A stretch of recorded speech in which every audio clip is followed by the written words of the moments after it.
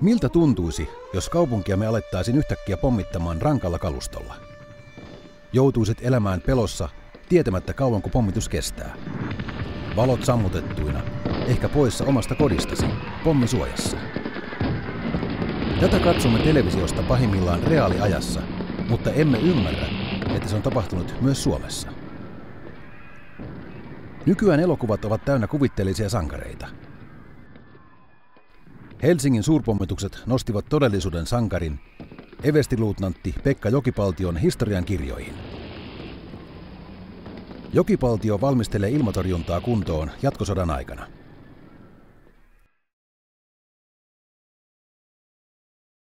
Vastahankituilla tutkilla ja sulkutulella oli suurin merkitys puolustuksen onnistumisessa.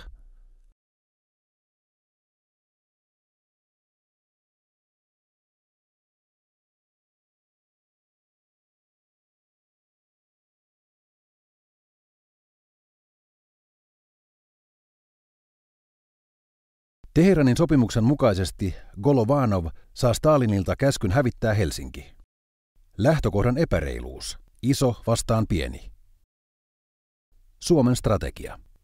Taistelutahto ja puolustuksen älykkyys.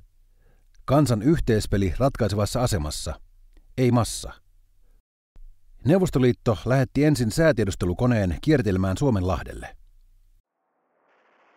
Tämän jälkeen he yrittivät lamauttaa Helsingin ilmatorjunnan ja tiputtivat valopommeja merkitäkseen kohteita pommikoneille. Helsingissä oli käskynä ilmahälytyksen tullessa pimentää koko kaupunki, jottei vihollinen näkisi, mihin iskeä. Ilmatorjunta ampuu sulkutulta, jolla vihollisen koneet yritettiin pakottaa kääntymään. Pommituksessa pudotettiin 3 yön aikana yli 16 000 pommia, joista alle 5% osui kantakaupunkiin. Jos kaikki olisivat osuneet, olisi pommeja ollut 9 metrin välein.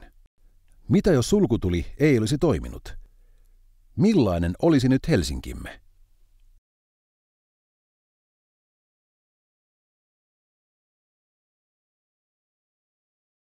Sodassa ei ole voittajia, mutta sillä on lopputulos. On eloon jääneitä ja ihmisiä, jotka kirjoittivat historian uusiksi. Sota on myös perintö. Miten me sen perinnön kannamme?